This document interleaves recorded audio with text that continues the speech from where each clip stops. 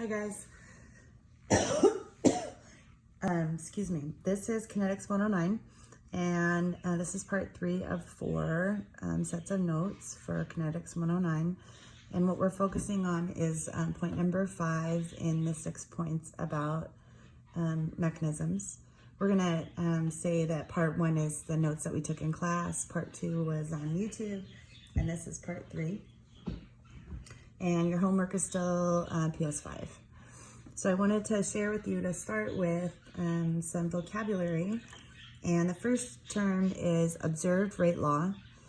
And an observed rate law is a rate law that is proven from data that's gathered.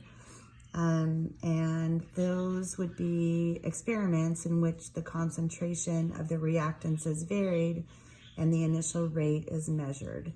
So trying to figure out the order and the rate constant, that kind of thing. That's an observed rate law. Observed meaning that it's observed in lab.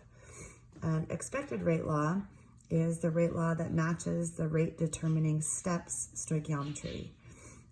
So we want to remember here that a reaction only goes as fast as its slowest step.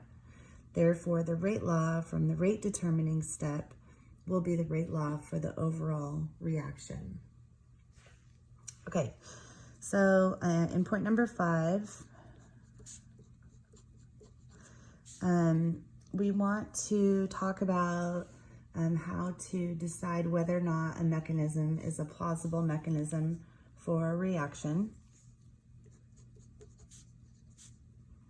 So we want to say, is a suggested mechanism plausible? And so we look for, we want to check 2 things. Okay, so the first thing is the overall, like the algebra of it. Does it add up? Does the mechanism add up to give the overall reaction? And then the observed rate law versus the expected rate law. So I'm going to go into those 2 things right now. Okay, move this. Okay, so the first thing, point number 1 within this is the algebra. And that just means does the mechanism add up to give the overall reaction? Are you able to cancel out the intermediates, etc.? So for instance, as an example, if we have a reaction,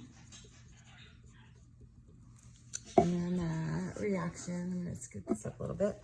We have a reaction that A makes D, and a suggested mechanism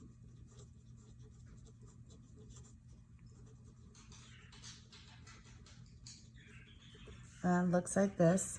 We would have A plus B makes C, and then C makes D plus B.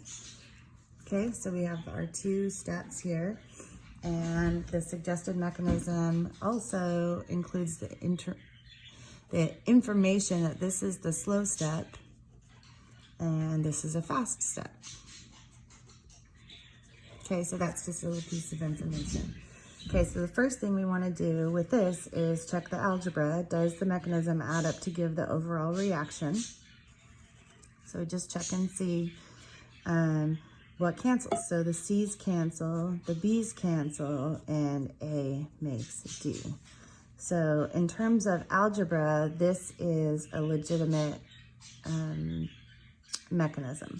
So we'd say yes, that the algebra checks. Okay, a little smiley face, and that's what we want to say there. So yes, it does add up to the overall reaction. Okay, and then we would also, for the next part, we would need to know that the observed rate law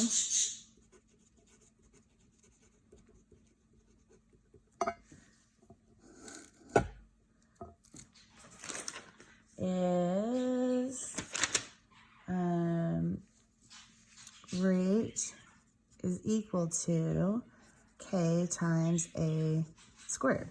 So this is the observed rate law, okay? And I'm gonna switch papers here. I'm gonna keep this other one kind of handy at the top. And so we have this observed rate law here. And if we look back at our mechanism back here, we see that the slow step is this first step, A plus B makes C. So our expected rate law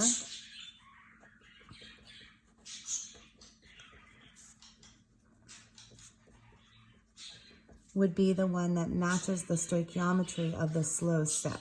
So our expected rate law would be rate is equal to K times concentration of A raised to the first power times concentration of B to the second power.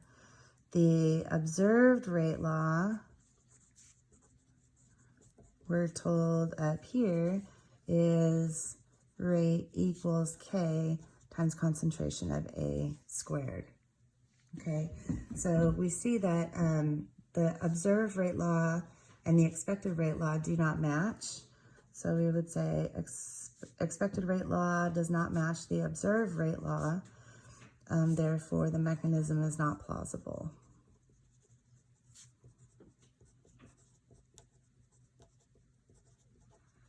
Okay, so in order for the mechanism to be plausible, not only does the algebra have to add up, so you have to be able to add everything up to get the overall rate, the overall reaction, but the expected rate law has to match the observed rate law.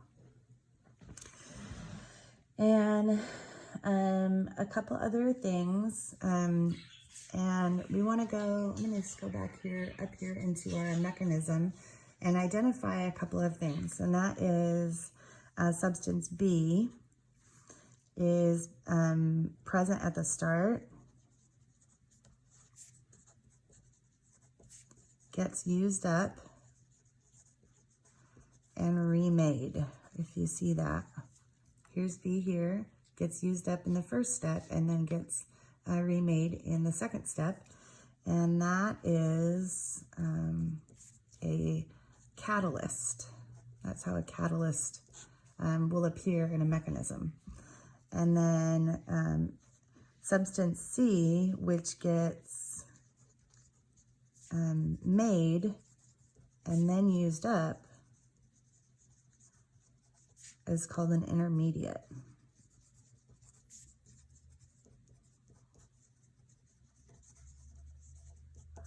So you want to be able to identify that substance C is an intermediate. In all reactions, it's not always going to be,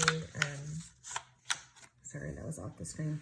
It's not always going to be substance C, but we want to look for those types of substances that get made and then used up and identify them as intermediates, and substances that are present at the beginning and at the end, but not in the middle, and those are substances that we would identify as catalysts.